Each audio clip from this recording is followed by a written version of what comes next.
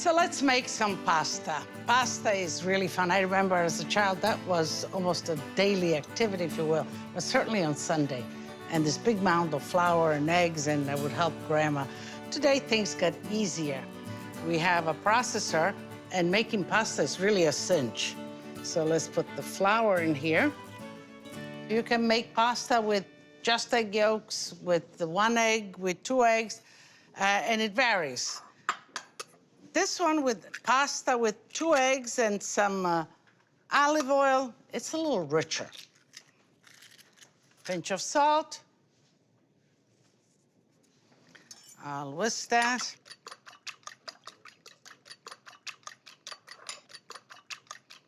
Put some water in that.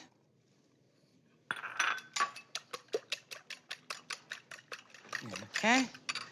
And I'll whisk that with the oil.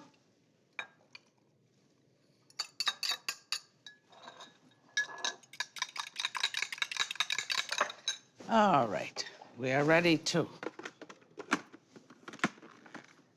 Let's just pulse it a little bit to get the ingredients mixed, and let's put it on.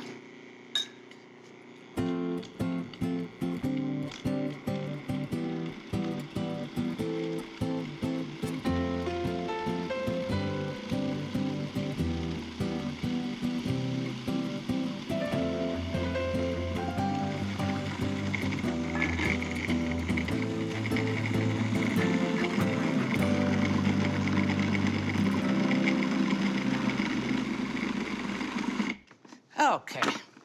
When the dough collects like this on the side, it is done. I just put a little bit of flour right here.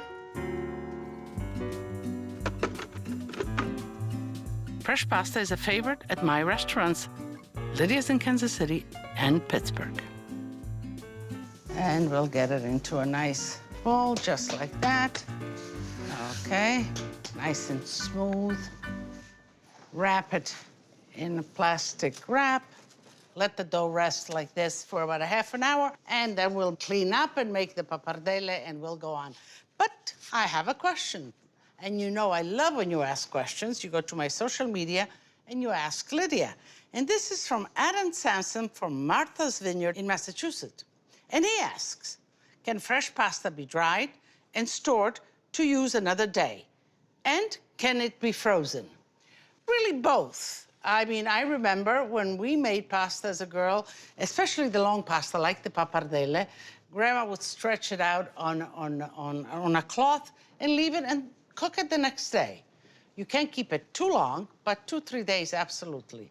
On the other hand, frozen, it stays as long as you want, 2-3 months, no problem. You have to cut it, freeze it individually, then package it in portions and freeze it in little plastic bags, ready for the use. So the dough has rested.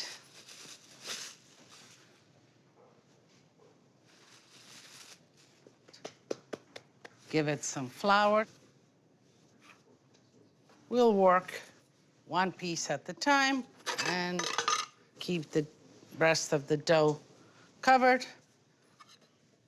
And we want the pappardelle are lozenges, long lozenges. They're beautiful. They're like ribbons. And they're delicious, especially with meat sauce, with pesto sauces. They're really good. Make sure you flour everything, and you just get rolling.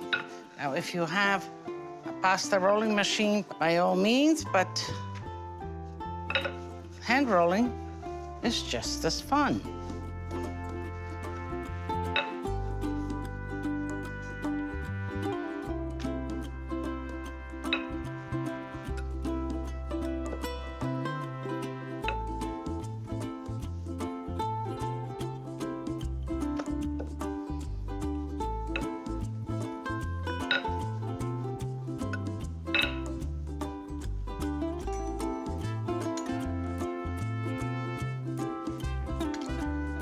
That.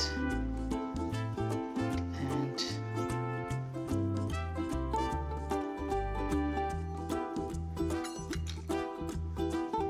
these are pappardelle, just like that.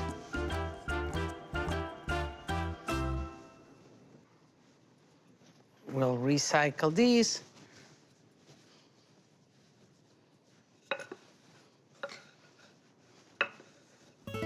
So basically, the pasta of my childhood was fresh pasta. Was kneaded with flour, some great eggs, and we made pappardelle, fettuccine, tagliatelle, garganelli. We put some potatoes in there, they became gnocchi. And those were the pastas that I recall and helping making and eating. Traveling down south, you know, it became evident that that's what they ate. Pasta was a southern specialty down from Rome and Naples. And mostly down there, they ate dry pasta. Now, when I'm asked, you know, what's the difference? Well, I love them both the same. It's not that one is better than the other, completely different approaches to them. The pappardelle are done, and I'm ready for the pesto, and the pesto is really very simple. A little bit of garlic, 2, 3, basil leaves, parsley leaves, and walnuts. Okay. A little bit of salt.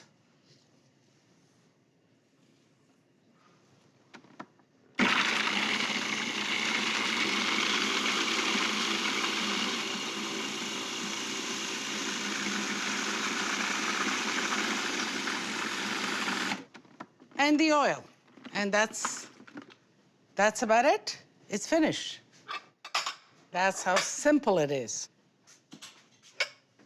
You know, when you make pesto and you dress a pasta, you don't cook the pesto. The pesto goes on a hot pasta just in the bowl and you toss it. You put some cheese and that's the end of that. So here we are, a little bit of salt in the pasta water.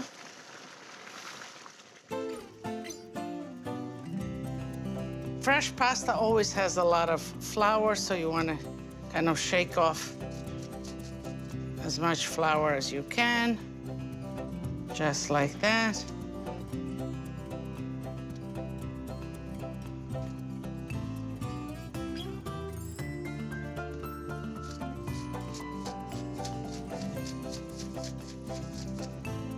Boiling water, and you slowly just put them in.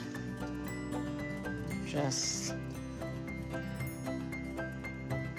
fresh pasta, you always kind of throw a little bit at a time and you try to separate it so it doesn't stick. Let's give it a mix. Okay. And fresh pasta takes less time to cook than dry pasta. So once it comes up and it kind of gives a whirl, then it is cooked. I think pasta is special because it has this kind of warm, loving sensation when you're cooking it. It sort of lets itself be cooked into whatever you want it. But then when you're eating it, it kind of caresses you, caresses your palate. And then even as you ingest it, it's a great feeling as it goes down. And I think ultimately, because if cooked properly and balanced right, it just gives you all the element of a good life, a good feeling, not difficult to digest, releases a lot of energy, and it keeps you going. They look great. I think they're done. And we'll fish them right out into the bowl that we're gonna toss them right here. And if they have a little bit of water, that's fine. Actually, we can use a little bit of water to toss them. That's it. And now we'll take the pesto.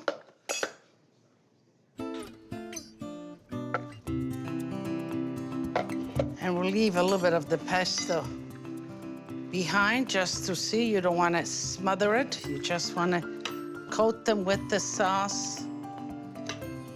And just toss them like that.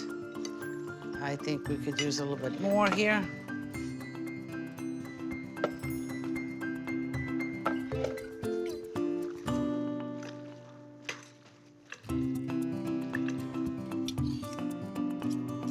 A little bit of cheese.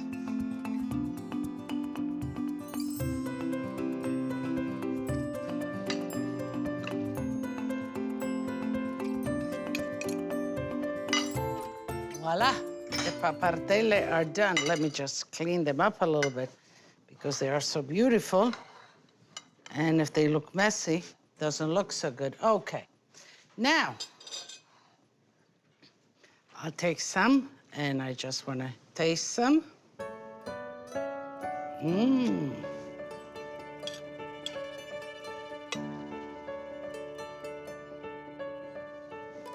Okay. Just like that. Let me put a little bit of the sauce on top. Just like that. Formaggio, a little bit of cheese. And this is ready to eat. You see how simple, but some of the best dishes are the simplest. And let me just take one of the pappardelle.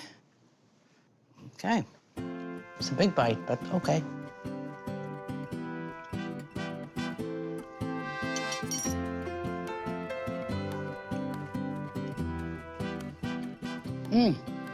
Extraordinary. What can I tell you? It's really good, really, really good. The pappardelle themselves are good. They have a nice bite. And then the basil, the parsley, and walnuts with a little bit of olive oil. Top with the cheese. Mamma mia, che buono.